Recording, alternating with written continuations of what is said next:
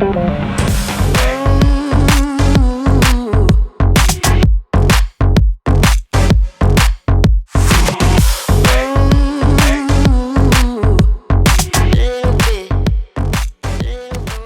and welcome back to part 2 of this week's edition of Frogs High TV, where we will wrap up the remainder of the events that have taken place recently in the big few weeks of Aussie Off-Road.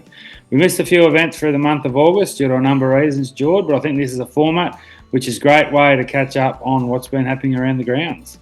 Yeah, mate, I think it's a great thing that what we're doing. Like, even though I'm at work, we're still trying to get him done, but as you said, we had a bit on in the month of August. I had, I think, every sickness that can go through the primary and preschool come through my house, and I think you're a bit crook too, mate, and I heard you also got down the knee and popped the big question to your lovely fiancée now, so just on behalf of myself and everyone else in the off-road community, I'd just like to wish you all the best and congratulations. Thanks, mate. Yeah, it was a bit of a special moment at the Gold Coast a couple of weekends ago, and yeah, no, looking forward to it. Actually, wedding planning as we speak. So get Larter out of the road this weekend and then move on to the next stage, I'd say. But yeah, no, it's been a big month, and yeah, got a couple of big weekends coming up. So straight into it, George. Last month saw the running of the 2025 Rainbow Risers 240, round 7 of the Southern States Off-Road Challenge, which also incorporated the inaugural Black Bears Tyres Class 2 Cup down there in Victoria, and all reports, an extremely successful weekend, George, with 53 starters. And I don't know about you, but I saw that picture that Gears and Wheels Photography put on their Facebook page of that sort of drone shot of those 18 Class 2 cars before the race started. That was quite a picture and great to see. It's just good to see Class 2 back like that, mate. I haven't seen that in a lot of years, but I think there was some good class battles in amongst that, but we bang on about class battles all the time, and that would have been one for the ages, that one. So the event started out in slippery conditions after a wet week leading up to it, but after prologue, the track, by reports, was perfect for the remainder of the weekend. A late shower on Sunday. And it was Glen Pike and son Blake who held off an in-form Evan Lampard by just 10 seconds in a wheel-to-wheel battle for the win, Jordan. When I watched a few clips on the Rainbow Risers 240 social media pages, and that literally looked like they went wheel-to-wheel. I mean, Evan Lampard was in front, Pikey took over in his Razorback. Two great competitors, and they seem to be level petting all weekend. Geez, that's a good battle over the weekend, mate. They only have 10 seconds between the first and second out, right? Like, that's good racing, isn't it? Like, you don't get any better than that. No, that's right. And it was also great to see Pete Simpson and Greg Barker nail down third at their home event in his V8 trophy truck, and finishing ahead of Tommy Burrows in his debut race of the team's Jimco. He crossed in 4th spot. Fantastic start to his career. And Darren and Jake Marks rounded out the Rainbow Risers top 5 and Class 1 podium. But back to young Burrows, George. Has done a bit of navigating for, of course, Australian off-road legend Mark Burrows. But Tommy Burrows is going to another name to feature in the coming years. Yeah, what an unreal debut, mate. To let alone finish, but finish top 5. But, mate, I think you're not wrong. It's great to see another Burrows coming through, and I think that he'll definitely live up to the name, just judging by the way he started. Rod Visa held off Darren Ferguson, a couple of good supporters of Frogs High TV, for the Class 10 silverware. It's always a hotly contested class wherever they race now, the sports light in Class 10, Jordan. Great to see. I know you've got a Class 10 in your shed here in Warrior, and looking forward to seeing you out here soon, mate.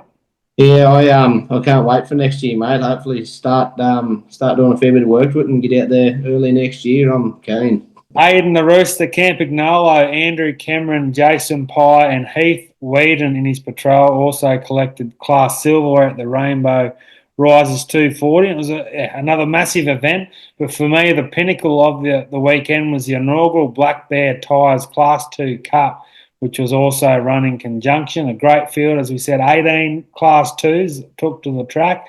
And it was Class 2 veteran Pete Stevenson who took home the trophy by a bit over 3 minutes over one of the guys we know pretty well, George, Anthony Lear out of Sydney.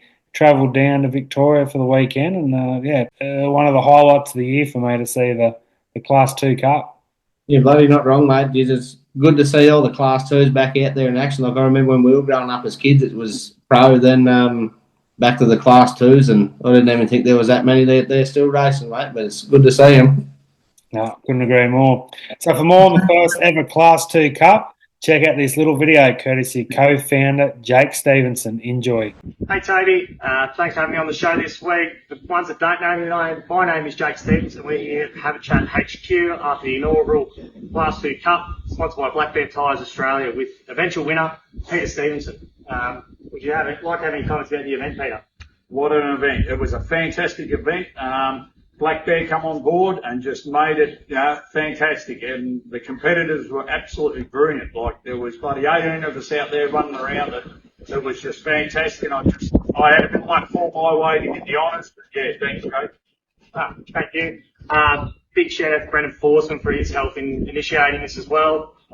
It's been a great initiative to try and get as many cars out on track as possible. As Peter said, we ended up with 18 Class 2s to start the event.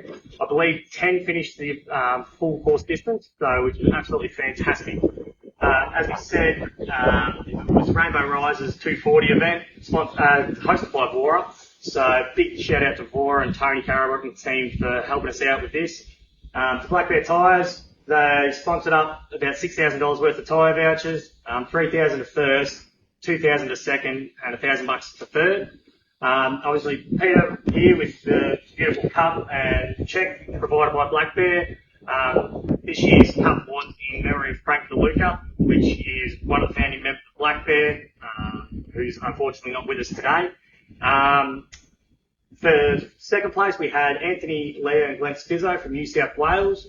And third place, Corey and Jai Hayworth from South Australia. Fourth place, we had Mark Taylor and Ryder Taylor. And fifth place, we had Rainbow Locals, Dean and Chantel Petrel. So hopefully bigger and better things to come with this initiative for next year. Who knows where we're going to go? Who knows how big it's going to be? But we're working closely with Black Bear, Vora, and a lot of Class 2 competitors. So hopefully see more there next year. And yeah, thanks for having us, Tony. Thanks for the video, Jake. Hats off to you and, of course, Brendan Forsman, the brainchilds behind the inaugural Class 2 Cup. I'm sure alongside the Rainbow Rises 240, it's just going to continue to evolve over the years to come. Also, a shout-out, George, Aaron and Shane Heemskirk, who claimed the recent David Larter Memorial Day Night Enduro down there in the sand at Beachport. It was round 6 of the Southern States Off-Road Club Challenge. Only a small but joyful 19-car field down there, but it was the locals. As I said, the Heemskirks, who outlasted Glen Pike in his ultimate Razorback by over 3 minutes for the top spot. Tim Wilkinson rounded out the podium in his Can-Am, finishing 160 kilometres in third outright. But George, as you see, over the top of us talking, the in-car from the Heemskirk Class 10 car, what an event. We've got racing in the day, a night heat, big sand dunes, big straights. You're not wrong, mate. I've always been a fan of the day-night races, and I wouldn't mind trying to get down there for that one day. And yeah, I don't know why, but I've just always wanted to go into a day-night race. So here's hoping. I was talking about it before. I remember as a kid watching Wheelie over at Cola. There used to be a thing down there. Yeah. No, I remember going down and watching the old boy race down at Colo, and he was always quick in the night. Couldn't figure out why, but I don't know what it is. But a great event down there, hosted by the Millicent Sand Buggy Club, and yeah, hats off to everyone involved. And I'm sure we'll see a part of the new Southern States Off-Road Club Challenge moving forward. So that's a wrap on part 2 of episode 13. Tomorrow night we'll bring you full previews of this weekend's Hunter Rev Master Warrior 200 and the ARB decider next weekend, the Pines Enduro down in Millicent. So stay tuned for the next instalment of Frog Solo TV. Cheerio.